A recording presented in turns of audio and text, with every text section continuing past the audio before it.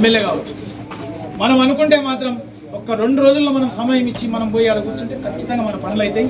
కాబట్టి ఆ ఎవరు వచ్చినా కానీ కూడా వాళ్ళతో చేసుకునేటటువంటి బాధ్యత మనం నిర్వర్తిస్తున్నాము. కావున ఇంతకుముందు నాకు ఈ కాలనీ గురించి ఎక్కడ కూడా తెలియదు. నేను వార్డ్ నెంబర్ 1లో మర్చెంట్ దగ్గర మా ఇల్లు. కానీ ఇక్కడ నుంచి నన్ను నమ్మి నాకు ఇక్కడ నుంచి అవకాశం ఇవ్వడం జరిగింది. మరి ఇక్కడ నుంచి అవకాశం ఇచ్చడం నేను చేసినటువంటి పనితీరు కానీ నా యొక్క వ్యక్తిత్వాన్ని గుర్తించి భారతీయ జనతా పార్టీలో ఎప్పుడు కూడా అంత ఈజీగా పదవులు అనేవి దక్కవు. నా యొక్క వ్యక్తిత్వాన్ని చూసి దాదాపు ఒక 4 నెలల లోపలనే జిల్లా అధ్యక్షురాలు మహిళా మోర్చా అధ్యక్షురాలను ఇవ్వడం జరిగింది. దాని తర్వాత రాష్ట్ర స్థాయిలో కూడా నాకు అవకాశం దక్కింది. ఇన్ని అవకాశాలు దక్కినాయంటే కూడా మీరందరూ నాపై ఏదైతే నమ్మకంతో నన్ను గెలిపించడం జరిగిందో మరి ఆ దిశగా ఇక్కడే కాదు, ఒకవైపు కాలనీని సమన్వయం చేస్తూ ఒకవైపు పార్టీ కూడా సమన్వయం చేస్తూ ముందుకు దూసుకెళ్ళడం జరిగింది. కాబట్టి నాకు అక్కడ అంత గుర్తింపు స్థాయి వచ్చింది. అంత గుర్తింపు స్థాయి వచ్చిందంటే కారణం మొట్టమొదట నా కాలనీ వాసులకే మొట్టమొదట నాకు అడుగునిచ్చిండు, నాకు ఒక బాధ్యతనిచ్చిండు, నాకు ఒక బాధ్యతనిచ్చి అప్పగించిండు. కాబట్టి ముందుగా కాలనీవాసులకు అందరికీ పేరు పేరున నమస్కారాలు తెలియజేస్తూ, ముందు మన కాలనీ డెవలప్మెంట్ కావాలంటే మన కాలనీ యొక్క 24వ వార్డు యొక్క తెలుసుకోవాలి. మన ఏరియా ఎక్కడి నుంచి ఎక్కడి వరకు ఉంది, ఏం సమస్యలు ఉన్నాయనేది, మన ఏరియా ఎక్కడి వరకు ఉన్నది అనేది తెలుసుకుంటేనే మన అభివృద్ధి ఏం జరిగింది, ఎంతవరకు జరిగింది అనే విషయాన్ని మనం తెలుసుకోవచ్చు. మన కాలనీ వచ్చేసి 24వ వార్డు మనకు Malledipalli, Reddy colony, CCI colony, Marikamba colony, Reddy మన ద్వారకా నగర్, శాంతప్ప కాలనీ, ఇంత బెల్ట్, బాలాజీ నగర్, ఇంత బెల్ట్ వచ్చేసి మన కాలనీ యొక్క వైశాల్యం ఉంది. దాదాపు ఒక 2 వార్డులు కలిపితే ఎంత అవుతుందో మన ఒక్క వార్డు యొక్క వైశాల్యం అనేది ఉంది. నేను వచ్చిన తర్వాత 3 నెలలకే కోవిడ్ రావడం జరిగింది. కోవిడ్ వల్ల 2 సంవత్సరాల అభివృద్ధి అనేది కుంటుపడిపోయింది. తర్వాత అధికార పార్టీ యొక్క అంతర్గత కలహాల వల్ల ఒక బడ్జెట్ అనేది వెళ్ళిపోయింది. కేవలం మాకు 2 సంవత్సరాలు మిగిలింది. ఆ 2 సంవత్సరాల్లో కూడా నా సాయశక్తుల మరి గత ఎమ్మెల్యేలు కావచ్చు, మరి నాకు అభివృద్ధి ధ్యేయంగా నేను పనిచేయడం జరిగింది. అధికార ఎమ్మెల్యే దగ్గర పోవద్దని కాదు, మనకు కావాల్సింది ఏంటి, డెవలప్మెంట్. ఆ డెవలప్మెంట్ పైనే దృష్టి సాధించి మరి గత ఎమ్మెల్యే దగ్గర కూడా వెళ్ళి ఫండ్స్ అడగడం జరిగింది. ప్రస్తుతం ఉన్నటువంటి ఎమ్మెల్యే దగ్గర కూడా ఫండ్స్ అడగడం జరిగింది. ఇంతకుముందు బాలకృష్ణ గారు అన్నారు, ఒకసారి పేపర్ కటింగ్స్ కూడా ఉన్నాయి.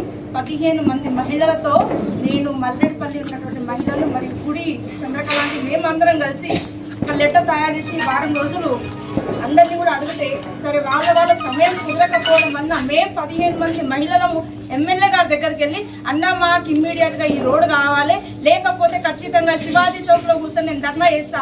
ఎప్పుడు చూసినా సాయిపూర్ అంటారు, కానీ మా రోడ్ అనేది ఇబ్బంది ఉంది. దాన్ని ప్రెస్టేజ్ ఇష్యూగా తీసుకొని ఆ రోజు ఎమ్మెల్యే దగ్గర కూర్చొని మీరు 15 రోజుల్లో ప్రారంభించకపోతే ఖచ్చితంగా శివాజీ చౌక్లో ఇదే మంది మహిళలతో కూర్చొని ధర్నా చేస్తానని చెప్తే అమ్మ వద్దమ్మా తప్పకుండా దాన్ని శాంక్షన్ చేస్తారు చెప్పడం జరిగింది.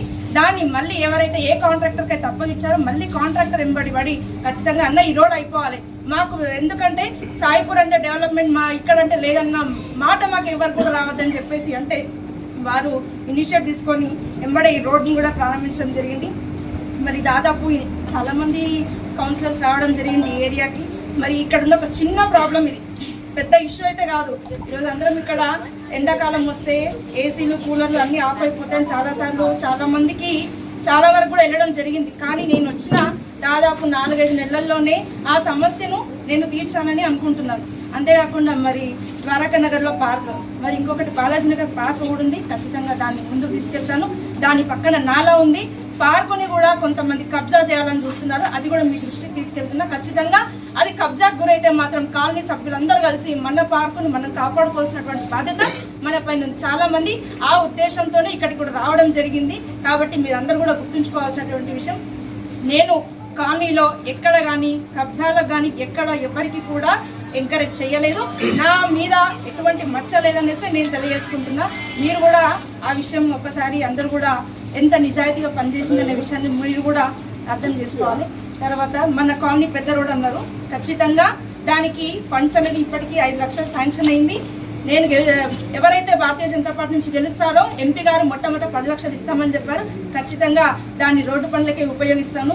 మరి పార్క్ డెవలప్మెంట్ కావచ్చు, మరి ఇక్కడ మన ద్వారకా నగర్లో కూడా పైప్ లైన్ లేదు, సీసీ రోడ్లు లేవు. ఖచ్చితంగా వాటిని కూడా ముందుకు తీసుకెళ్ళి ఖచ్చితంగా సాధిస్తాను. దాదాపు ఇక్కడ 20 సంవత్సరాల నుంచి నీళ్ళ సమస్య ఉండింది. నీళ్లు రావట్లేదు, ఈ ఏరియా అంతా కూడా నీళ్లు రావట్లేదు అంటే దానికోసం మున్సిపాలిటీకి మనం మల్లెడ్డిపల్లి నుంచి బిందెలు తీసుకొని వెళ్ళి మున్సిపాలిటీ రోజు ఒకరోజు మొత్తం ధర్నా చేసాం. ధర్నా చేసిన వారం రోజుల లోపల ఈ కాలనీకి నీళ్ళు వచ్చాయి. తర్వాత ఇదైతే మెయిన్ రోడ్ నడుస్తుందో ఆ వర్క్ వల్ల main road pipe line damage అయింది. నా కౌన్సిల్ అయిపోయిన తర్వాత కూడా నేను మున్సిపల్ వెళ్ళి అడిగినాను అనమాట, అన్న ఎందుకు వాటర్ రావట్లేదు సార్, ఎందుకు రావట్లేదు అంటే దాని ఎస్టిమేషన్ ఇచ్చింది. ఎస్టిమేషన్ 40 lakhs అయింది అనమాట. అమ్మ ఇది 40 lakhs అంటే కౌన్సిల్ ఉంటేనే అవుతుంది, కౌన్సిల్ లేకుంటే అవ్వడం అవ్వదు, కాబట్టి కౌన్సిల్ వచ్చే వరకు వెయిట్ చేయాలని చెప్పడం జరిగింది. ఈ విధంగా చాలా సమస్యలు ఉన్నాయి.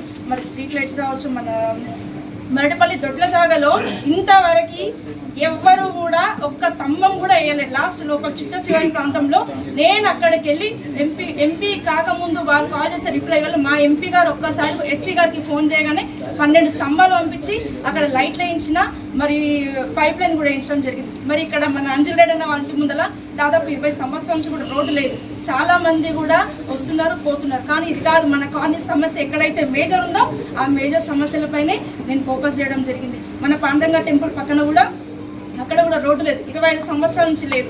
మరి ఇక్కడ కాలనీలో కూడా ఎక్కడెక్కడైతే దాదాపు 10-15 సంవత్సరాల నుంచి నివసిస్తున్నారో వాళ్ళని ముఖ్య సమస్యలుగా తీసుకొని చాలా సంవత్సరాల నుంచి ఉంటున్నారు, ట్యాక్స్ కడుతున్నారు, కానీ మాకు కావట్లేదంటే నేను మెయిన్గా ఎక్కడైతే నీళ్ళు వస్తున్నాయో అటువంటి ప్రాంతం లోపల సమస్యలపైన దృష్టి చేయడం జరిగింది.